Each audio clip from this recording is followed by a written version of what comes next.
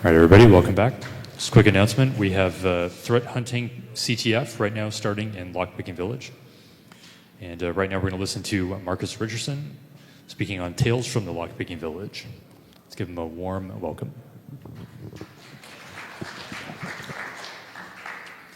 All right, thanks for having me today. So my talk is going to be Tales of the Lockpicking Village, and essentially it's going to go over a variety of physical security techniques and also some stories from lockpicking and other things. Basically who I am, I work for a company called Somerset Recon. I do pen testing as a day job, and I also like going to a lot of conferences like these and volunteering to host lockpicking villages, as well as volunteering to do CTFs, and kind of combining a mixture of the two. So today we're going to talk about lockpicking villages, non-destructive entry, destructive entry, semi-destructive entry, some MacGyver techniques, defenses, and conclusions.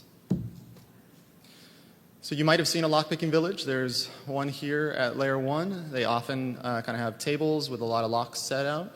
And this is a picture from DEF CON. It's a common theme to set up a bunch of tables, throw out some locks, and just kind of let the people go at it. Here's one from B-Sides. Here's one from TorCon. Now, TorCon is actually the first place that I learned how to pick locks. And when I went there, I just went to the security conference. This was, I think, about maybe 14 years ago, something along those lines. And the person who was running it was Datagram, one of the guys who helps run this conference. And he taught me how to pick locks, and ever since then I've been practicing. But it was a good intro for me into computer security, learning how to defeat physical security mechanisms. And it got me to help or to participate a little bit more in some of the events at these conferences. One thing I really like about LayerOne is it has a lot of hands-on activities, and you can kind of go around to the different villages and mix it up and learn a lot of things with some hands-on practice.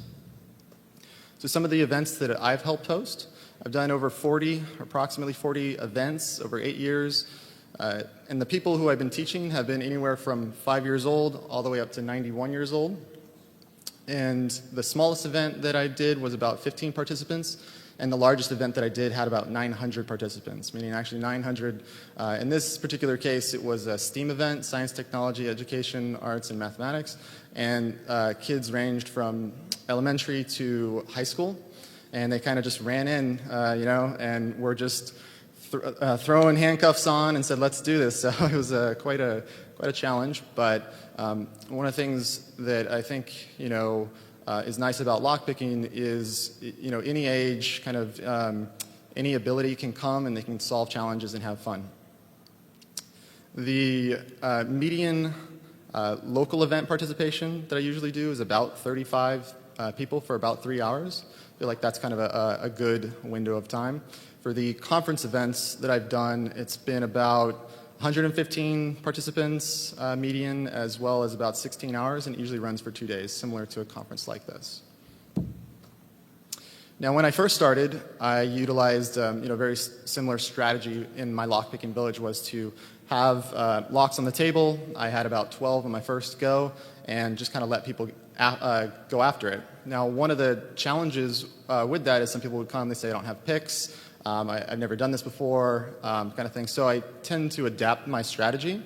And how I've adapted the strategy is to teach someone by holding a lock similar to this picture right here, and step by step kind of instruct them. And the other thing that I learned was if you do a stepladder approach, by utilizing, going for the very basic stuff like the handcuffs, or some of the bypass techniques, and then going all the way up to a clear lock, maybe some quick sets after that, deviant master locks, and then going up into the higher security locks. For example, the master 140 has a spool pin, which is a good one to practice on. The 150 has 2 spool pins, and then going up from there to like a master 570, which has I think about 4 spool pins, and then maybe an ABIS or something a little bit more advanced, as well as teaching different techniques and more advanced techniques. That's what I found works pretty well. This is a picture right here of a contest, a CTF, that also involved physical security challenges.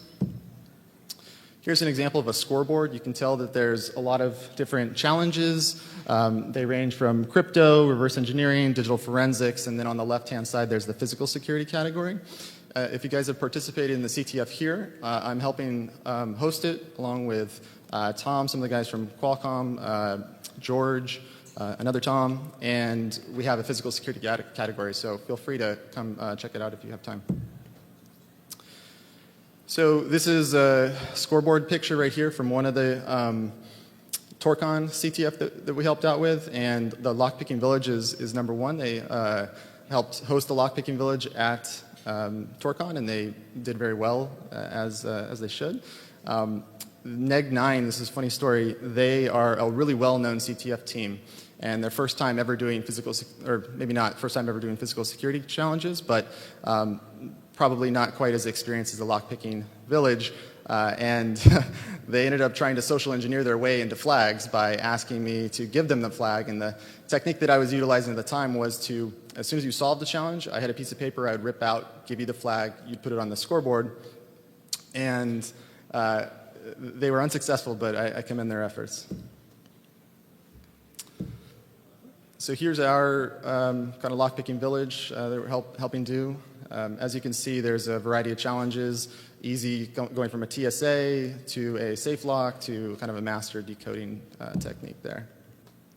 Now, I mentioned that I like to do a step-ladder approach when I'm teaching these, and the handcuffs are a good way to intro.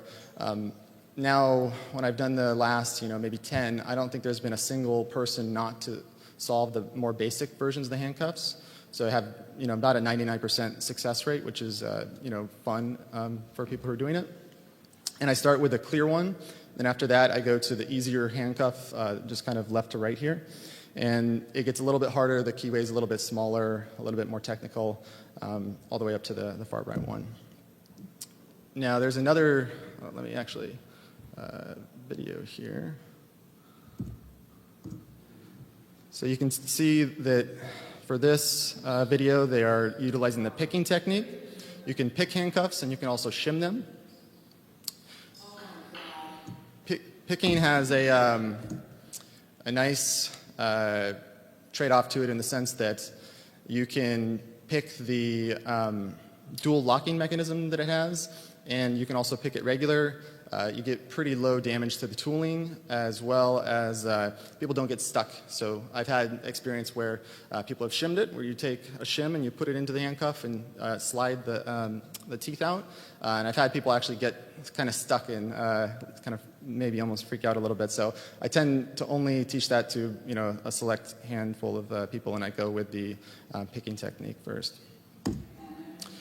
When you do the handcuffs, if they're behind their back, you can put it underneath your legs as well, and then pick from the front. This can be a lot easier technique if you are that flexible. And you can see she's basically just trying to take the little lever mechanism inside the handcuff and push it down. Now for shimming is a second technique that I like to teach people, and this works by inserting a piece of metal in between the area of the latch and the locking mechanism, and a lot of padlocks are susceptible to this. One thing that I like to teach and show is that you should start with the smaller side first, put the shim in on the side, rotate it to the center, and then after that, do the other one. So. Warded locks. Now for warded locks, you can identify them by looking in the keyway, and it looks like a zigzag, kind of like a lightning bolt. These locks are pretty good for bad weather conditions. You might see them on a shed or something like that, but they're really easy to bypass, and all you really need is some warded lock picks. And let's see here. Whoops. Go back to this one. So you can see they're inserting the warded lockpicks. You want to insert it all the way to the end. And then after you insert it all the way to the end, then you kind of turn it back and forth. And once you feel that little lever kind of give a little bit, then you give it a little bit more tension, and it opens the lever locks. Or sorry, the warded locks. Another technique is restraint escape, and we've done this a couple times. It might hurt your hands utilizing this technique, but it can be kind of fun. You can use this technique where you break them, or you can utilize the picking technique as well.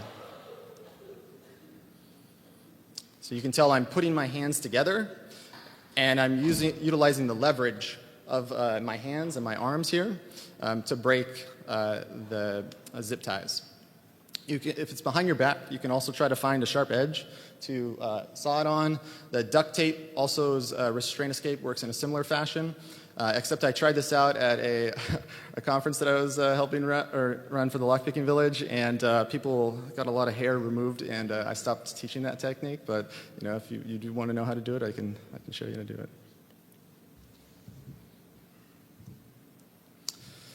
So a very common lock you'll see in a lockpicking village, and out in the world it's probably the most popular lock, is a pin tumbler lock. And the way that these locks work is they have 2 pins in each of the pin stacks, and when you raise the pins up to the right height, it allows the plug or the cord to turn and open. Now, to defeat this, you can utilize a variety of techniques, and one is called single pin picking, where you put a tension wrench in and you press the pins up one by one, and they eventually reach to the correct height. And this is you're able to do this because the mechanical deficiencies of a lock are not quite aligned. So one pin ends up pushing up against the core and resting, and you can kind of go all the way back and forth. Now, this is the technique that I will teach first. Usually, it gives people a good theory and understanding of the locks, as well as it doesn't damage the locks too much. Zipping is another technique where you kind of put the tool all the way to the back and you run it back quickly. Raking, where you're going back and forth and rocking. Let me see if I can show you a video here that I have. Okay, so this is a defiant lock, a relatively easy one to pick. You can see the tension wrench. There's a good angle is a little bit less than 90 degrees. And there's a variety of different ways to tension. I'm utilizing this kind of approach with multiple fingers. You can use a finger at the very top of it as well, which is a good technique. That last one was single pin pick. This was a zip where I pulled it back really quickly. Now I'm utilizing a rake tool. I particularly like this tool. It's made by the company Tool, nonprofit, that has amazing rakes called the wave rakes. This is a L rake or a city rake, and this technique is called rocking, where I'm kind of rocking the pick up and down. And one of the things here is you can see that it's not opening. You may have varied success in these different techniques depending on the lock. But if you noticed, I did it for a while, and then I wasn't successful, so I let off the tension wrench, and then I kind of put it back. And a lot of times, beginners, what they'll end up doing, or people who are new to this, is they will consistently keep picking a lock, and the pins will be too high. Thus, you'll never be able to open the lock. And what I usually like to tell them is, if you haven't got a pretty basic lock like that in about 30 seconds, maybe a minute, then let off the tension wrench and then continue again. The other thing I see a lot is turning in the incorrect direction. On padlocks, you're almost always going to be turning clockwise, and some of them will turn both directions. And then on a door lock, pin tumbler, how to tell which way to turn is you often can look at the deadbolts, and it's often turning away from the edge of the door. So one thing to know about locks too is sometimes you can turn them both directions, but one may not retract the bolt. And what you can do is you can use what's called the plug spinner to basically pick it one direction, and if it doesn't open, you can plug spin it back the opposite direction. So the other thing people will do is they see it in the movies. Often in the movies you don't have a tension wrench, so they'll just put one pick in, and it doesn't really work that way. Tension wrench not at the correct angle. I talked about a little bit less than 90 is a good way. You'll often see people where the tension wrench is completely vertical, and what ends up happening is you bind up the core, it puts a lot of drag on it, and you won't be able to open the lock. Non-optimal pick or tension. Very often people will have too much tension rather than kind of a lighter grip. And the other thing too about the grip is I often tell people to try to hold it like a pencil. And if you're more advanced, what you can do is you can stick your index finger out and kind of touch the lock and use that as a guide. So if you're picking higher security kind of pins, that could be helpful. Zipping or raking, if you feel it get stuck in the lock, usually that means you're applying too much tension. If you zip back and it gets stuck. Pins overlifted, I mentioned that. Bumping too much tension, I'll see this often when I'm teaching the bumping technique, is they'll hit it and right as soon as it's about to hit their finger, they tense up, and just utilizing a little bit less tension. And also when you bump, you want to hit it kind of straight. Now for bumping, funny story is you can, so for, I think, let's see here, if I have the bumping video. I don't have it. But for bumping, I was at a lockpicking village, and there's these little kind of donuts that you can get from the hardware store, little pieces of rubber. And for those, I was utilizing so you can rapid fire. You can keep hitting the bump tool over and over rather than hitting it, pulling it out a little bit, hitting it again. And a friend of mine gave me some new ones of these, and I said, where'd you get those? And he said, off Amazon. And I said, well, what are they? And he said, they're animal castration things. So they ended up working really well. He told me that his Amazon kind of feed is a little bit different than what it used to be. So, but they work pretty well. Another thing you can do is use a pick gun. This is an automated pick gun. And similar to kind of rocking, it's going to rock the pins up. And there's also a manual pick gun as well. It's a little bit cheaper. I tend to like this one a little bit better. Other types of locks is there is a wafer lock. You can tell by looking at the lock if there's a flat kind of pin at the front, then that's a wafer lock. They're often on lower security kind of installations, maybe a cabinet or a drawer or something like that. And they're often not too hard to pick. There also are wafer lock picks. You'll see them in your kits if you have a circle one or a double circle, which is called the snowman, that's used for raking. And there's also double-sided wafer locks, so you have wafers on the bottom and top. If you look at a car, you might see this on a car. There also are other techniques to bypass the lock rather than just picking. You can kind of go around the security mechanism to basically bypass. The right side here is a Master 140, and you can insert the tool here if you put the key change off to the left and the third pin or the third wheel on the top, insert it, push down on the shackle, lift up, and then it'll just open these things. You'll see this lock everywhere, and it's really easy to bypass, and it's kind of funny just going around town and just seeing the Master 175s everywhere. The tool on the left here is an ABIS bypass, where it goes into the lock and just basically goes through the keyway and then turns the little actuating mechanism that allows you to unlock the lock as well. American has a good bypass as well, and those are typically higher security locks, so having a bypass is not great for the owner. There's also tubular locks. So for this one, you'll often see on kind of gaming systems, if you go to arcade or perhaps vending machines. And you'll see there's kind of pins in a circular motion. And to defeat this, you can use a tool. This one's made by Southward. And you basically put it in and you rotate left and right to impression the lock, and it kind of puts your tool into the correct height, and you eventually do it. One of the things I like to tell people is the trick to this tool is tightening the tool up correctly. So having the correct amount of tightening, you want to tighten until it stops, and then give it a little bit more, and then also making sure that you don't forcibly put too much pressure into the lock, and jiggling back and forth is a good technique to do this. One cool thing about this technique is after you've picked it, you also have the heights of the key. So you can utilize the tool again to open it, or you can utilize the little key decoder on the top there to figure out the pin heights and create your own key. Decoding. So what else we got here?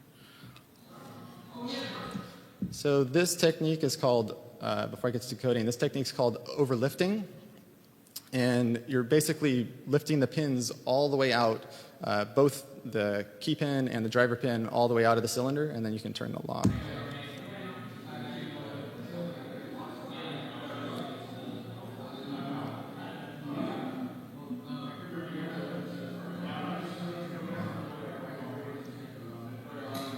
There it goes.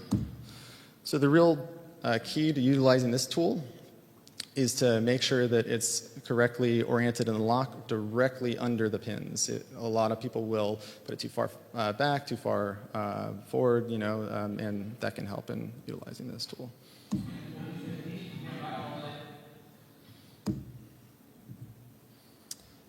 So decoding is a technique where if you have kind of a combination lock, you can feel for the gauges on the combination and essentially rotate until you feel, and then when you line them all up, it either opens or you at most rotate all of the wheels 10 times and then it'll open. There also are disc locks. You'll kind of notice a disc lock by the circular shape here. And the left side here is a disc lockpick. And how this works is you insert it and you tension it similar to tensioning a pin tumbler, and then utilize the handle to turn each of the discs in the lock to the right height. And you'll hear often similar to pin picking, clicking sounds. And when you get when you pick a successful pin, whether it's a pin tumbler or a disc lock, often you get a little turn on the core. So how do you know when you've picked a pin tumbler? Locks or pins successfully? Well, you often hear a little click. You can feel a little turn on the core. You can often know by if you push up on a pin for a pin tumbler, if it's really loose, like a loose tooth, it's probably already picked. And if it's tight, it's usually the next one to pick. So on these disc locks, if you identify the next one to pick, it'll typically be a lot harder to push. So a technique to identifying the next disc or the next pin can be apply a lot. This is kind of a more advanced technique, but you apply a lot of tension, and then when you go to hit that next pin or disc, it'll be a lot harder to push over, push sideways or up if it's a pin tumbler. Dimple locks. Now these are pretty similar to a pin tumbler, except they look sideways, similar to a pin tumbler, but when you put the key in, it pushes the pins up to the correct height. And to defeat these, you just use dimple lock picks. And you can use a left flag or right flag, and essentially just a little kind of hook you can see on the picks here. And what I like to do is I like to put the tool all the way to the side of the dimple lock, and then use the flag to kind of push the pins down. And then similar to pin tumblers, you'll want to utilize the tension wrench, not too much, not too little, but just enough. Manipulation is another technique for defeating locks. On the left, you have a master lock. You'll often see these in schools. It's vulnerable to a manipulation technique. It used to be vulnerable to shimming, and they created anti-shim technology, and now it's harder to shim. And the right side here is what you might see on a safe. So this is a Chinese knockoff of I think it's a Sargent and Greenleaf that is a cutaway here. And manipulation for the master lock is a little bit different. You pull up on the shackle and you kind of feel when it stops in certain dialing combinations, and then from there you can go to a website that's, I think, Sammy Kamkar runs, and he'll tell you that a couple combinations to dial. For the safe lock, the idea here is you'll see the nose is kind of sitting right here, and the distance between here and here is called the contact points. And in the back here you have the wheel pack, and then the gates here, and the fence is sitting in an area you can't quite see, but when you dial this open properly, the nose will sit in here, and the fence will sit in the gates, and you'll be able to open it by giving it usually a right turn. You dial left, right, and the right pulls the bolt often. And to defeat these, the first thing to do is to figure out how many wheels are in the wheel pack, The way I like to do this is to spin them all a couple times and then spin them back the opposite direction and listen for the clicks. And once you listen to the clicks, you know how many wheels. It could be 3 or 4. And after that, you want to identify the contact points, which is the distance from here to here. And what I like to do is just wiggle it, turn it, wiggle it back and forth, turn it, wiggle it back and forth. And eventually you'll hear like little clicking, or you will feel kind of the nose hit the edge of the contact points. And then once you've measured the distance for the contact points, you want to get all the way down to like the 4th or the 8th of the number that you're seeing. Then what you're going to do is dial all the wheels in the back to different numbers, and then go measure the contact points in again. And that's the key to defeating it by measuring those distances. So another type of attack is to attack the latch. And you might have seen this, or you might have done this, is to utilize a credit card where you kind of stick it in forward, or you utilize a slide where you go around the latch and you pull it back. So here is a slide attack, and I like to jiggle the handle a little bit, and then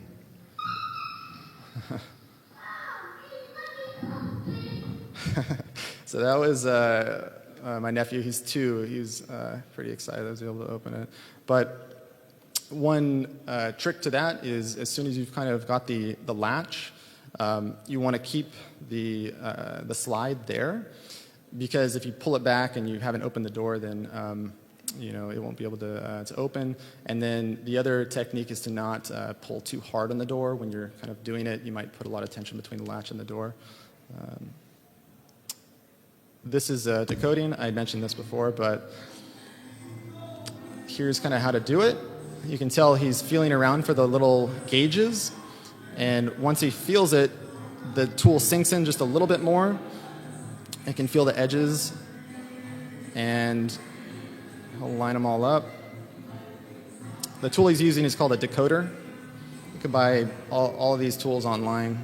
They're relatively inexpensive. So the lock he's attacking is usually used for kind of people selling houses. And since he was able to get the key out, now he is dialing 7 more to figure out the combination for the top part of the lock, the shackle.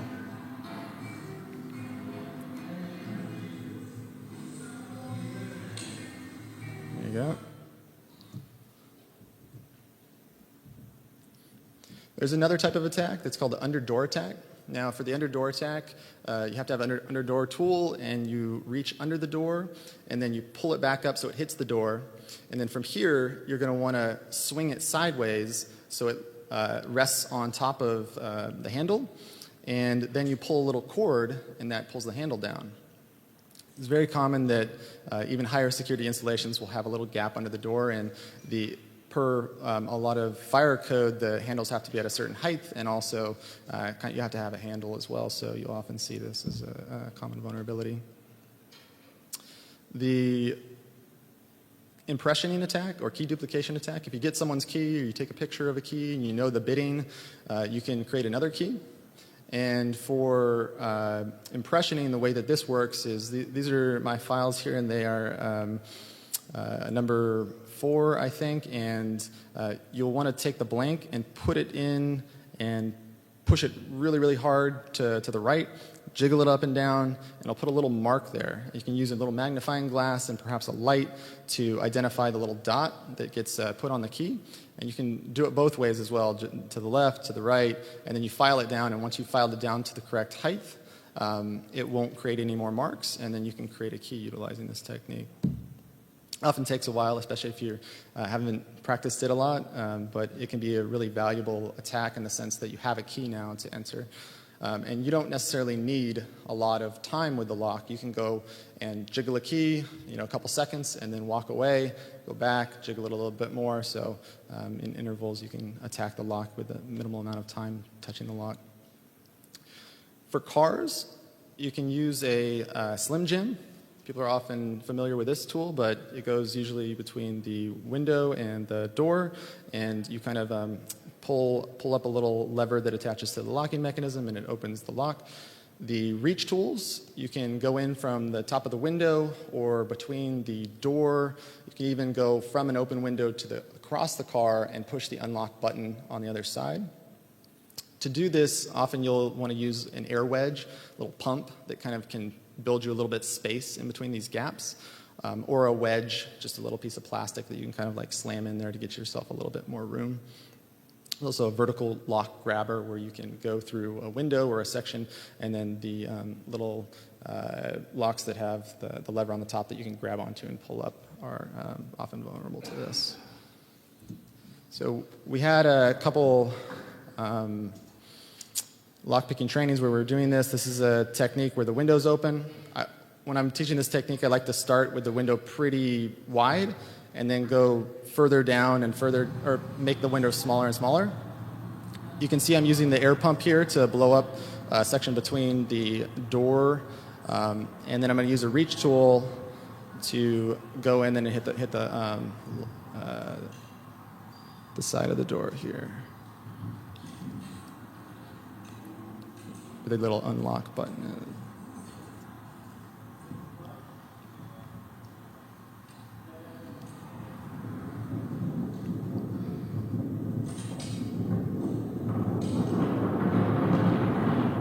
It's loud. Little windy.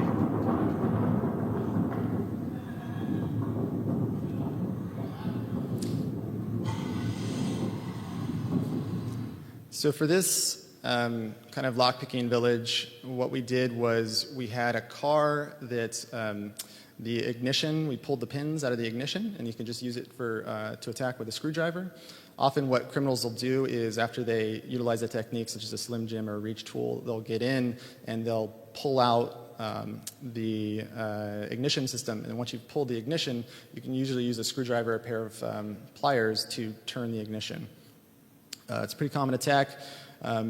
Also what people will do is they'll hotwire the car. They'll pull out the bottom part of the steering column, and then they'll touch two wires together, and they usually have another wire that they touch that starts the car. The defense that was put onto this in vehicles was a locking wheel lock, or sorry, the steering wheel lock. And there is a way to defeat this as well, is to use a hammer to go in and basically pry it, that mechanism out, or to attack the lock. You can pick these as well. Like I said, they're usually double-sided wafers or other more difficult locks to pick. And if you pick it, you might be able to start it, but on newer cars, they have a immobilizer, just a small chip that's in your key that talks to the car as well. So depends on the model, make, and the security of that. So. There also are destructive entry techniques. We were talking about non-destructive entry, and that's usually what we do at the lockpicking villages. It would cost quite a bit if we were breaking every lock that we were testing. And for these, there's a variety of techniques that usually criminals use, and sometimes people just trying to get into their house. You can kick a door in, break the glass, drill the lock. Usually you're aiming to drill all the pins at the top of the pin stack out, and then you can turn the plug. And for getting into safes, you'll see safe technicians often drill a hole through the safe and use a small camera to look at the wheels in the wheel pack. Remember that clear cutaway of the wheel pack? If you can see that, then you can line up the wheels and know the combination. Often a saw can be used to saw a deadbolt, and a pry tool if you're trying to basically pry open a door, or a pry tool if you have a little lock and you can go in between the shackle and basically extend it and pop the shackle off. A grinder is a hard tool for a lot of locks to prevent against, but it creates a lot of sparks and it can start potential fires and is a really loud attack. But that's a good tool to use if you really need to get into something. Punch attack, you can often punch the core out, or not often, but you could potentially punch the core out or punch out the lock body of a safe lock as well. Crowbar attack, explosives, bullets, glass cutters, bolt cutters. For bolt cutters, you'll often see different lengths, and the longer the length of a bolt cutter, usually the more leverage you can put on a lock. And there's a trade-off here for criminals in the sense that if you have a smaller bolt cutter, it can be easier to hide or stash. And if you have a larger one, it's easier to kind of break the shackle on a lock. The semi-destructive entry, a door jack where you can basically take the door frame and, like a jack similar to you'd see in your car, and jack it apart and create a space where you can just push the door in. This may do some damage to the door, but you can also may not notice as well. A rip technique and drill technique of a core, and then you replace the core. You might have a new pin height, but someone may not notice for a little while.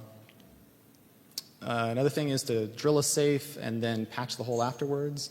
An ice pick, where you have a latch and you can stick an ice pick into it and push it over. It creates a little, damage to the latch, but it'll sometimes you're able to open it. The knife and bolt attack. If you lock your front door and you don't turn it quite enough on the deadbolt, what someone can do is they can go in with a knife and make a little mark on it and then push the deadbolt over, and you kind of do this a couple times to push the deadbolt back in. A hammer. For hammers, you can hit a padlock sometimes and it'll just pop the shackle, and you might have created a little bit of mark, but sometimes it just opens and you can still actually use the lock. MacGyver techniques, paperclip you can utilize to get out of handcuffs as well as defeat pin tumblers. Shoelace you can use to get out of handcuffs and also defeat some car locks, where you basically take the shoelace and put it through the window, and it can grab the little top of the mechanism to pull it up. Soda can for shimming. I showed the shims earlier for shimming locks, and those are steel. Soda can is a little bit more brittle of materials, so utilizing this technique, you might only get a couple goes. It also could be kind of messy. We've done this at a couple events, and sometimes you get soda everywhere, and people can also cut themselves in the soda can. But you can utilize this in a pinch, as well as decoding, the technique we showed earlier. Plastic trash, you see a piece of trash, and you can latch slip as well. So what are some defenses that you can utilize, whether you have a business or you're just trying to protect your house? Always lock the windows and doors. It seems like a gimme, but sometimes if you don't, then someone can get in. Roll up the car windows. By doing a lot of these testings, a lot of people who are just starting to attack the cars, having the window just cracked makes it vastly easier to get into the vehicle. Don't use a quick set or master. I often like to say quick set equals quick pick, and these are the two most common manufacturers, but they're often the weakest with the most amount of kind of attacks and the easiest to get into. Properly fit your latch, and to do this, there's a little pin, and when it depresses, then you can't latch slip. So if you properly fit the latch in the doorway, then you won't be able to do the slide or the latch slipping. For RFID, using strong RFID and RFID shields. Window film, so we mentioned breaking glass. If you get security film, 3M's a manufacturer that sells these, you can make it a lot harder to break the window and get in. High security locks. UL has a standard and ANSI has a standard, and you'll see sometimes on the packaging this is UL certified. Some of these types of locks that are high security and certified are Medico, Schlage Primus, ASSA Abloy, and Multi-Locks. These are good for kind of the home installation. For safes, you have a UL certification that certifies these as well, and Group 1R and 2M are pretty solid choices. Type 1 is an electronic lock. X09s and X10s are electronic safe locks as well. They're really, really solid. Concrete and steel, the more barriers you can put between the valuables and the attacker, the better. An alarm system, motion sensor lights, trimming of bushes. There's a lot of resources out there online, from the lockpicking guide as well as YouTube videos, a lot of great YouTube videos. Bosnia and Bill, as well as Lockpicking Lawyer, are fun channels to watch. Give you a lot of techniques. If you look up Deviant Olam's talks, he has a lot of these techniques described as well. Lockpicking 101. There's a couple books. Some of these I like: Practical Lockpicking, Master Locksmithing, and some good reads. So conclusions, from doing all of this, what did I learn? Well, lockpicking is a lot of fun. It's a good way to get into the community. There's a lot of physical security mechanisms that can be easily bypassed. If you want to buy your own and start getting into this, I like Sparrow's lockpicks as well as Peterson and Southord.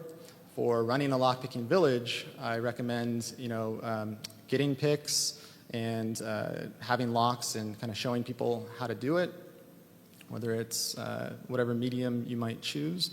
And then also special thanks to Grant, Dale, George, Abraxas, Ken, Dante, Tom, Stefan, Christian, Layla, Alex, Tom M., and Caden for helping out with some of the demos, as well as organizing some of these events and participating.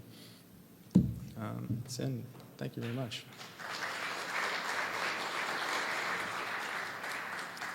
Is there any questions?